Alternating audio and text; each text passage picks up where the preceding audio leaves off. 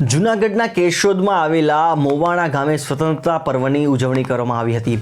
મોવાણા ગામે આયોજિત આ સમારોહમાં મામલતદાર સંદીપ મહેતાના હસ્તે ધ્વજારોહણ કરવામાં આવ્યું હતું.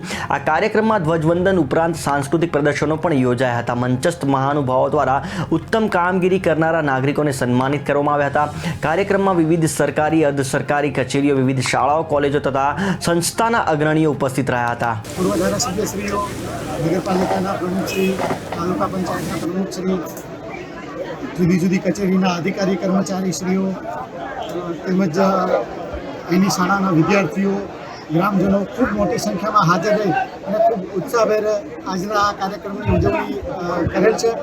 સાથે સાથે આજે 75મો તાલુકા કક્ષાના વન મહોત્સવની પણ ઉજવણી કરવામાં આવેલ છે અને અહીંથી માન્ય કેન્દ્ર સરકારશ્રીના કાર્યક્રમ મુજબ એક પેડ મા કે નામ એવી મતલબથી અહીંયા વૃક્ષનું પણ આજે વાવેતર કરવામાં આવ્યું છે અને અહીંથી વૃક્ષના રોપાનું વિતરણ પણ કરવામાં આવી રહ્યું છે.